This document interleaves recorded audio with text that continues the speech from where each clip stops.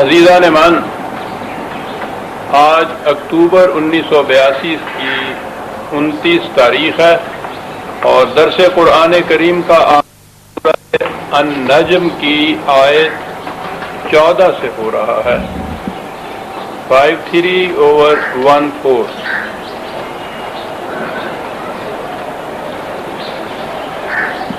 گزشتہ کئی درسوں میں یہی سورہ جلیلہ زیر نظر رہی ہے، اور آپ نے یہ دیکھا ہوگا کہ جیسا کہ میں نے شروع میں یہ کہا ہے کہ اس صورت میں نبوت کی خصوصیات کو بیان کیا گیا ہے۔ اسی اعتبار سے میں نے اس کا عنوان مقام محمدی یا مقام نبوت تجویز کیا تھا۔ دو لفظوں کی ایک آیت ہے، مضمون اتنا مشکل، ادق، عمیق اور بلیغ ہے کہ ذہن میں نہیں آ سکتا کہ اس کے لیے الفاظ کیا تجویز کیے جائے، لیکن یہ تو خدا کے تجویز کردہ الفاظ ہیں۔ ایک لفظ کے اندر آپ نے دیکھا ہوگا کہ معانی کے ذخائر پوشیدہ ہیں۔ بڑا مشکل موضوع ہے نبوت کی خصوصیات جو ماورائے عقل انسانی ہے اسے انسانی الفاظ میں بیان کرنا خدا ہی کر سکتا تھا۔ اور پھر اعجاز قرآن کا یہ ہے کہ وہ ان الفاظ کے معانی خود سمجھا دیتا ہے۔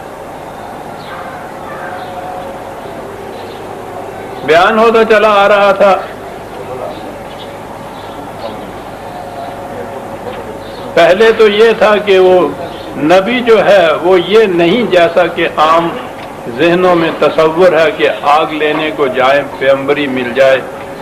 یوں ہی چلتے چلاتے کہیں سے گئے اور اللہ تعالیٰ نے کسی کو نبی بنانا تھا، وہ جیسا کہ ہمارے ہاں کے بنے ہوئے نبی وہ کہتے تھے کہ میں نہ آتا تو کوئی اور ہی آیا ہوتا۔ یعنی ملاحظہ فرماؤ، یہ نبوت کی خصوصیت، اصطفاء، انتخاب، چن لینا، وہ تو ایک عظیم شخصیت ہوتی تھی۔ ختم نبوت نے بہرحال ہمیں اس شخصیت کے شرف حاصل کرنے سے تو محروم رکھا، لیکن بہرحال رسالت تو حضور کی قیامت تک ہے۔ فاستویٰ، پہلی چیز بیلنسڈ پرسنالٹی، بالافق الاعلی، آسمان کی بلندیوں سے وہ علم لیتا ہے اور زمین پہ اتر کے اس کو عمل میں لاتا ہے۔ کیا بات ہے! انسانی دنیا کے حقائق کے ساتھ متمسک ہوتا ہے، اور یوں ہی سطحی طور کے اوپر ان کے ساتھ نہیں کہ چھوٹا ہوا آگے نکل جائے، دراو فتد اللہ، قریب ہوتا ہے، گہرائیوں میں اس کے ڈوب جاتا ہے۔ منصب یہ ہوتا ہے کہ خدا کا پروگرام جو ہے اس کے ہاتھوں سے وہ برومند ہوتا ہے، نافذ ہوتا ہے، کامیاب ہوتا ہے۔ خدا کا اور اس کا تعلق باہمی رفاقت کا ہوتا ہے، قاب قوسین، اور وہاں اس مقام پہ پہنچ کے فَأَوْحَىٰ إِلَىٰ عَبْدِهِ مَا أَوْحَىٰ، جو کچھ خدا نے وہی کرنا ہوتا ہے اس مقام پر پہنچ کے وہ وہی کرتا ہے، اور وہ وہی خواب نہیں ہوتی، تخیل نہیں ہوتا کہ آنکھوں نے دیکھا ہے دل تصدیق نہیں کرتا، آنکھیں دیکھ رہی ہیں دل تصدیق کر رہا ہے۔ اور وہ کوئی ایک بار کی بات نہیں ہے کہ ہنگامی طور پر یہ ہو گیا اور اس کے بعد پھر ختم ہو گیا، جب آنکھ کھل گئی نہ زیاں تھا نہ سود تھا، وہ ایسی بات نہیں ہے۔ 23 سال تک مسلسل اور متواتر یہ ریپیٹ ہوتا چلا گیا، اسی نوعیتوں اور خاصیتوں، انفرادیتوں کو ساتھ لیے ہوئے تسلسل تھا اس کے اندر۔ ہنگامی طور پر یہ بات نہیں تھی کہ ایک چمک سی پیدا ہوئی ذہن انسانی میں۔ جینس میں یہ چیز ہوتی ہے کہ بعض اوقات وہ ایسی بات کہہ دیتا ہے کہ جس پہ عقل حیران ہو جاتی ہے، لیکن وہ کسی ایک وقت اتفاقی طور پہ ایسی صورت ہو جاتی ہے، تسلسل اس کے خیالات میں ایسا نہیں ہوتا۔ 23 سال کے عرصے میں اسی انداز، اسی اسلوب، اسی خاصیتوں کے ساتھ میں پیغام چلا آ رہا ہے۔ کہیں تضاد نہیں، کہیں تزاحم نہیں، کہیں اختلاف نہیں، کہیں اس کی سطح میں کہیں پستی یا بلندی نہیں، نشیب نہیں، فراز نہیں، یہ انداز چلا آ رہا ہے۔ اب اگلی آیت آئی ہمارے سامنے، عند سدرۃ المنتہی۔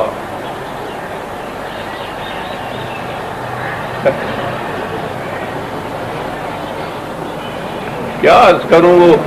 جو کچھ ہمارے ہاں مسلسل متواتر قرآن کے یہ معنی چلے آ رہے ہیں، آپ احباب اس کو ترجمے میں دیکھتے ہوں گے، مجھے بھی بیان کرنا ہی پڑتا ہے۔ کعبہ قوسین تو آپ نے دیکھ ہی لیا تھا کہ خدا کا اور رسول کا ان دونوں میں اتنا سا فاصلہ رہ گیا تھا جیسا کہ دو کمانوں کا فاصلہ ہوتا ہے۔ وہ وہاں بیٹھا ہوا تھا خدا، یہ یہاں بیٹھے تھے حضور، اور آپس میں اتنا فاصلہ رہ گیا تھا قعبہ قوسین کے، تو یہ معنی ہو گئے تھے۔ میں نے وہی عرض کیا تھا کہ علاوہ قطع نظر دیگر اعتراضات کے، یہ فاصلہ تو دو محسوس چیزوں کے اندر ماپا جاتا ہے۔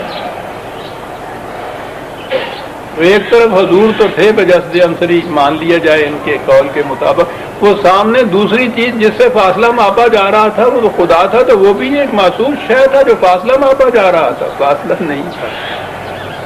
وہاں یہ معنی کیے گئے اس کے، تو میں نے عرض کیا تھا کہ اس کے معنی تو یعنی عربوں کی زبان میں سے میں یہ معنی لے رہا ہوں، معاذ اللہ کوئی مجھ پہ وحی نازل نہیں ہوتی عزیزان من، جو میں یہ بات کہتا ہوں، سندیں موجود ہیں، میرا لغات القرآن موجود ہے 4 جلدوں کے اندر، ہر لفظ کے معنی کی سند انہی کے لغات اور انہی کی تفاسیر سے دی ہے میں نے۔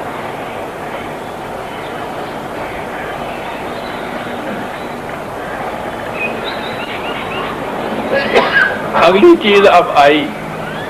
وہاں خدا اور رسول کا تعلق تھا،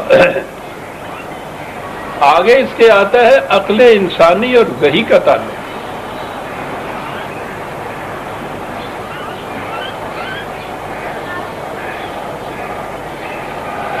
وحی کے سلسلے میں ایک تو یہ ہے کہ وہ سرچشمہ علم وحی جہاں سے ملتی تھی، جہاں جس طریق سے وہ حاصل ہوتی تھی، یہ چیز تو ایک نبی ہی جان سکتا تھا، انسان اسے جان نہیں سکتا، عقل انسانی اسے نہیں جان سکتی کہ وہ طریق کیا تھا۔ لیکن وحی کا جو متن تھا، جو ٹیکسٹ تھا، جو دوسروں تک پہنچایا جاتا تھا، وہ علم انسانی، عقل انسانی، شعور انسانی، بصیرت، فکر، تدبر کی روح سے سمجھ میں آتا تھا۔ یعنی اس کا جو سرچشمہ ہے، کہاں سے ملتا ہے، کیسے ملتا ہے، کیا طریق ہے، وہاں تو عقل انسانی حیرت میں رہ جاتی ہے، اور اس وحی کو سمجھا جا سکتا تھا، اور سمجھنے کے بعد اس پہ عمل کیا جا سکتا تھا۔ عمل کا نتیجہ یہ تھا کہ یہ زندگی بھی جنت کی زندگی بن جاتی تھی، اور اخروی زندگی تو جنت کی ہے ہی۔ یہ تھا جو موضوع نظر آتا، جہاں یہ کہا تھا فَأَوْحَىٰ إِلَىٰ عَبْدِهِ مَا أَوْحَىٰ، خدا نے وحی کیا اپنے بندے کی طرف جو کچھ کہ وحی اس کو کرنا تھا، یہ تو وحی کیا گیا، سارا قرآن وحی ہوا۔ وہی بات کہ وحی کا سرچشمہ یا طریق جو تھا یہ کیا تھا، اسے عقل انسانی نہیں جان پہچان سکتی۔ یہاں کھڑے ہونے کے بعد عقل کے حصے میں حیرت کے سوا کچھ نہیں آتا۔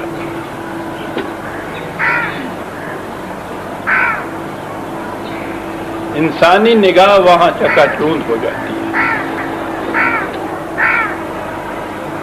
نہیں سمجھ سکتی،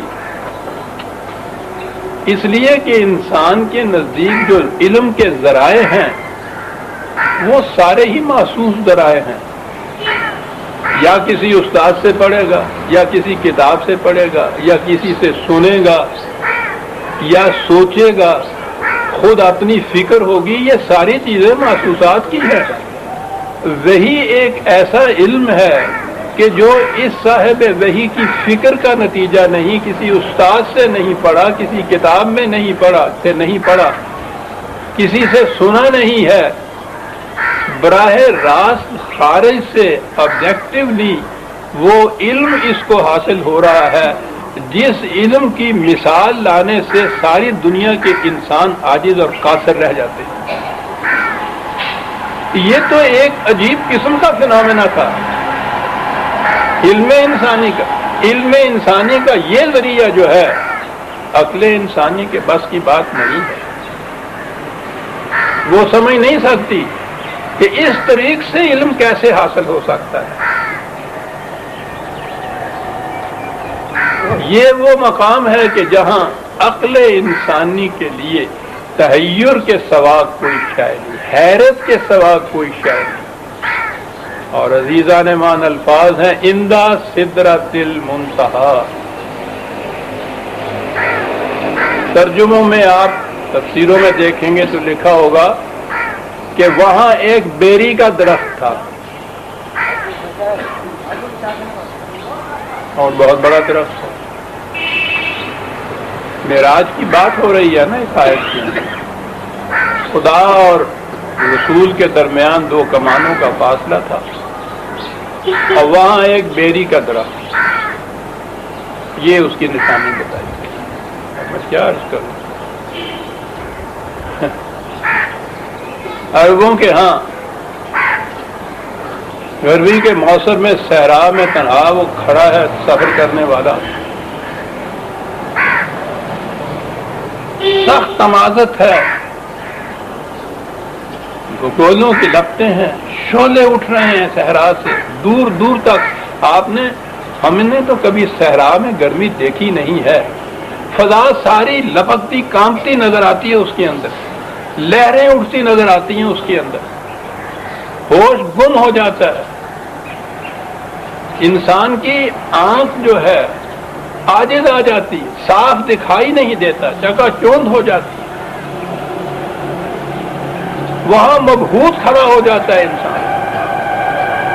حیرت کے سوا کچھ نہیں ہوتا، تحیر ہوتا ہے۔ عربی زبان میں یہ سدرہ انتہائی تحیر اور حیرت کو کہتے تھے کہ یہ وہ مقام تھا کہ جہاں عقل انسانی کے حصے میں انتہائی تحیر اور حیرت اور تشتر کے سوا کچھ نہیں آتا تھا، اور وہاں یہ نبی کھڑا تھا، ما زاغ البصر، اس کی نگاہ میں ذرا سی بھی جھٹکی پیدا نہیں ہوئی تھی۔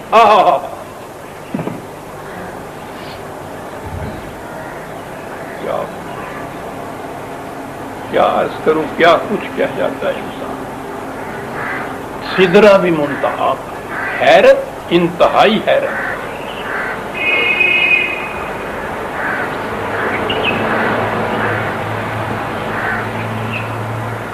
مغرب کی عیسائیت نے پچھلی صدی تک یہ سمجھ لیجئے وہ جس قسم کا مذہب تھا اس کا تو اندازہ ہم خود آپ لگا رہے ہیں، ہمارے ہاں بھی تو مذہب کا جو اشاع ہو رہا ہے، یہ نوجوان طالب علم، نوجوان طبقہ تعلیم یافتہ یوں کہیے، وہ اس سے برگشتہ ہو رہا ہے، متنفر ہو رہا ہے، آہستہ آہستہ ابھی اس کے دل کے اندر گہرائیوں میں یہ چیزیں پرورش پا رہی ہیں، معاشرہ کے دباؤ کی وجہ سے ابھی وہ کھل کے زبان پہ نہیں لاتا، ذرا دباؤ ہٹے آپ دیکھیے گا یہ سب کے سب برگشتہ